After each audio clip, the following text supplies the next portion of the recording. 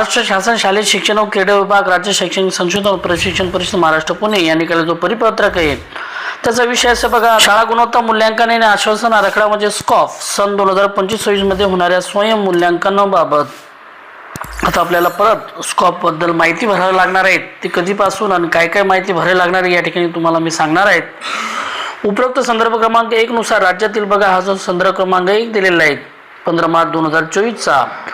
उपरोक्त संदर्भ क्रमांक 1 नुसार राज्यातील सर्व शाळांचे मूल्यांकन करण्यासाठी राज्य शैक्षणिक व संशोधन परिषद महाराष्ट्र पुणे येथे राज्य शाळा मानक प्राधिकरण कक्षाची स्थापना करण्यात आली आहे. संदर्भ क्रमांक 2 नुसार राज्यातील सर्व माध्यमाच्या व सर्व व्यवस्थापन शाळांसाठी शाळा गुणवत्ता मूल्यांकन आणि आश्वासन आराखडा म्हणजे स्कॉप निर्मिती करण्यात आलेली आहे.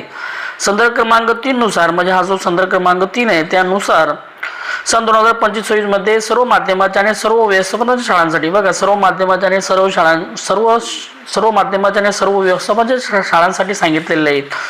शाळांचे स्वयं मूल्यांकन करण्यासाठी राज्य शैक्षणिक संशोधन व प्रशिक्षण परिषद महाराष्ट्र पुणे यांच्या ही जी वेबसाईट दिलेली बघा स्कॉपच्या टॅबमध्ये स्वयं मूल्यांकनासाठी लिंक दिनांक 27 फेब्रुवारी 2026 पासून उपलब्ध करून देण्यात येत आहे.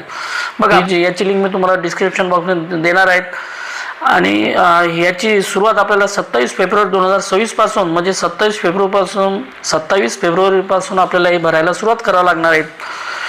सदरी लिंकद्वारे आपल्या जिल्ह्यातील सर्व शाळांचे सन 2025-26 मध्ये स्कॉपच्या स्वयं मूल्यांकन पूर्ण करणे आवश्यक आहे.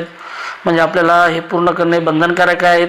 तरी सन 2025-26 मध्ये होणाऱ्या स्वयं मूल्यांकनाबाबत पूर्वतयारीच्या सूचना आपल्या सर्व शाळांना ऑनलाईन किंवा ऑफलाईन बैठकीचे आयोजन करून देण्यात यावेत. अशा प्रकारचं हे परिपत्रक निघालेलं आहे. म्हणजे आपल्याला 27 तारखेपासून स्कॉप बद्दल माहिती मागच्या वर्षी आपण ज्याप्रमाणे भरली त्याप्रमाणे आपल्याला यावर्षी देखील भरावी लागणार आहे. अशाच प्रकारची व्हिडिओ आवडल्यास व्हिडिओ लाईक शेअर आणि सबस्क्राईब करायला विसरू नका. थँक्यू.